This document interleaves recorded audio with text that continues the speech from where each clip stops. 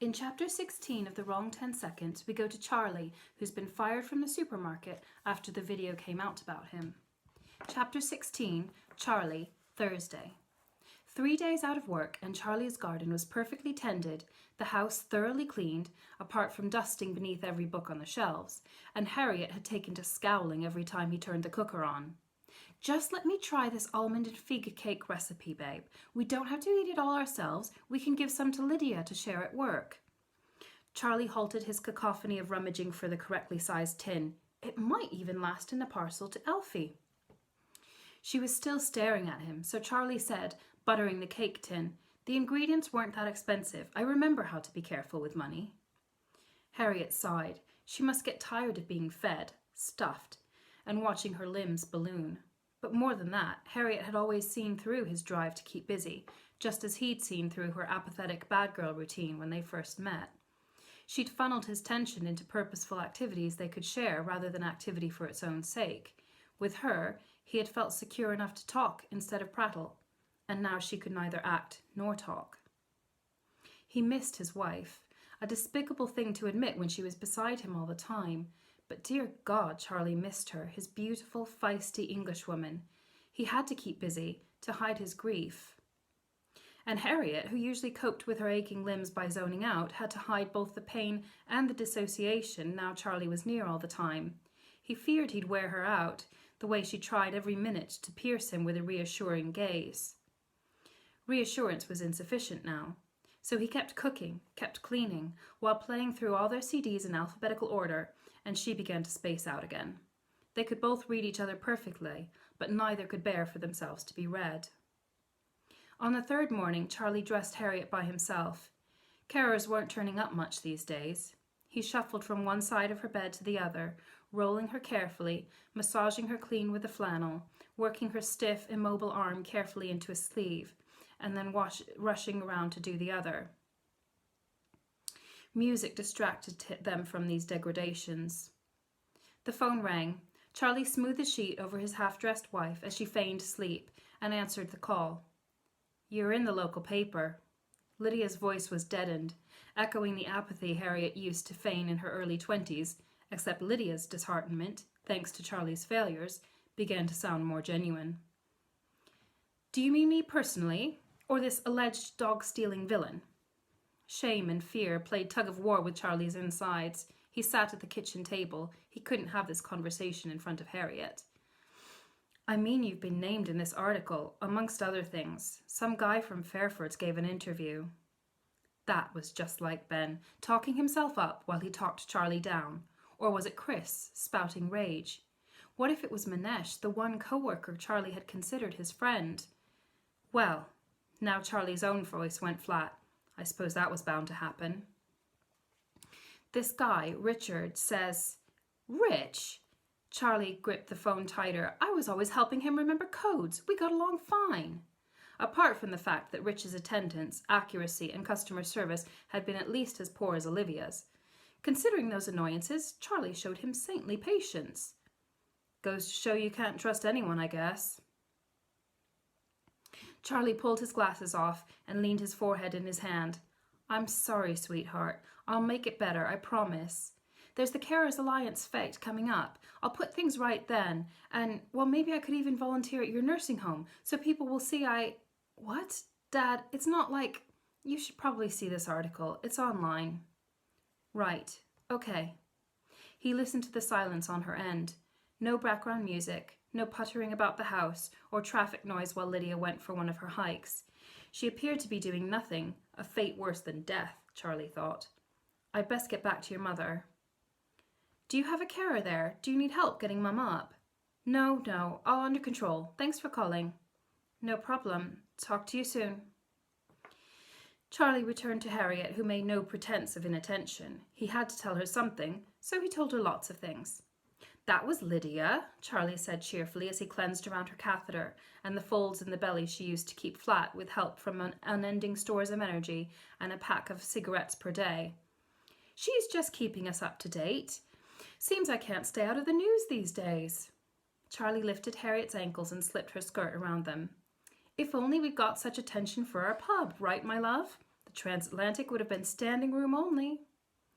He turned her toward him to lift one side of her skirt up around her waist, then rounded the bed to turn her the other way and wrestle the other side up.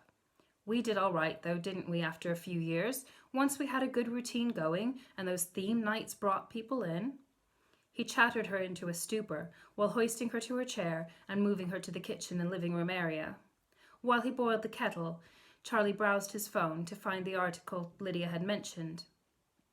He really couldn't trust anyone. Rich gave the news site Charlie's full name, revealed that he used to run a pub, and then mentioned Charlie was American. Maybe religious, because he was really strict about things. Finally, Rich assessed Charlie as two-faced. He was really nice to customers, but he would always criticize us working with him, and he wasn't even in charge of us. Religious, two-faced, because he liked people to turn up on time, familiarize themselves with the products, and refrain from griping at customers? Charlie shook his head. Looking around the room, he realized the kettle had already boiled and shut itself off. He turned it back on, prepared the teacups, and proceeded with getting Harriet fed. But he'd put Harriet off her food. She first tilted her head quizzically at him, then progressed to grunting, turning away with her lips sealed. "Let's try later." Charlie covered her porridge with cling film, stretching the surface so it was smoother than a Vermont pond, taut as the exhausted neural networks of his mind. "I guess I'd better tidy up our room, hadn't I?" As he stripped Harriet's bed and started the washing machine, Charlie's phone sounded again. He dashed into the kitchen, saw Carol's number on the display, and his knees nearly gave way. Surely, as a carer, Carol wouldn't have spent time reading silly articles. "Hello?" She paused before speaking, as if not wanting to utter his besmirched name. "Charlie, it's Carol. I'm calling about the fete." "Ah, good. We're going to scale down the catering aspect of things. We won't be needing your help." Shaking, Charlie returned to the bedroom away from Harriet's worried gaze. "But listen, I can make whatever you like. Really, please let me stay involved." Carol gave a little laugh that sounded incredulous. "Do you understand how upset people are about how you've acted and covered up your actions?" "Yes, but I only made one mistake. You know what I'm like in reality." "I don't know, though. The look on your face in that video, when you went after the dog. All of us carers are, well, it's in the name, isn't it? We're caring, compassionate people. Seeing a creature of any kind being targeted upsets us, and quite frankly, it's best if you don't attend the fete at all." "But I'm a carer too. And he was very caring. Didn't people see that?" "What happened with that dog, I wasn't thinking. It was a brief loss of composure which never ever happens otherwise." "Well," her tone lost none of its crispness, "if you're saying you did something like that without even thinking, you need serious help, and I hope for Harriet's sake you get it." She hung up. Charlie sank onto his bed and stared at the phone. Once again, he checked the article Rich contributed to. At the bottom, it linked to the video of the dog incident. Wiping his sweating hands on his trousers, Charlie watched the snippet of footage. He saw fury on his own face. It was like watching someone else, but someone familiar. His father in a drunken, frustrated rage, or his perpetually unemployed older brother spewing a racist rant. All the things Charlie tried not to become, he'd manifested there without realizing it, for the world to see. How could he show his face after this? He dove back into the icy torrent of Carol's words. She was wrong, had to be. How was it worse to thoughtlessly commit such a mistake than to consciously plan it? And did she honestly think he posed a danger to Harriet, his beloved? Charlie dug his fingers into his palms, dashed his fists once against his head, and stood up. He had work to do, the work of caring, and he mustn't miss a precious second of it. "Right." He re-entered the main room. "What shall we do with ourselves today then, babe? Start with some fresh air, I think." Ignoring the anxious look on her face, he threw open the door to the garden and heaved her chair outside, bringing along a travel memoir he'd been reading to her. She'd always loved books that transported her to far-off lands.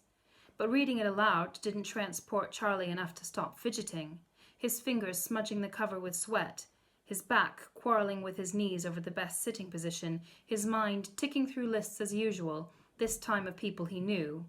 Who among them would still tolerate him? The sun became too warm, and they sheltered inside. Charlie played a full game of cribbage between himself and him standing in for Harriet. She looked increasingly frustrated as the day wore on. He ignored 2 phone calls from Celia. No doubt she'd heard of his downfall and was calling to express her lack of surprise. The caring agency rang about carers refusing to do shifts in Charlie's house. Mrs. iPhone would not return, and a Polish girl, Miss Cleansweep, refused as well. Miss Cleansweep seemed to prefer cleaning to caring anyway, putting Harriet to bed in the afternoon, then staying in the lounge to watch music videos while dusting vigorously. Miss Hollyoaks hadn't turned up to her last couple of shifts either, although it wasn't clear whether that was on principle or whether she was simply following her normal pattern of attendance. So Charlie was surprised when Gemma arrived in the early evening to help hoist. "It's just you and me," Charlie confessed. Well, it wasn't a full confession, but he should probably get in the habit of apologizing for his mere presence. "Jolly good."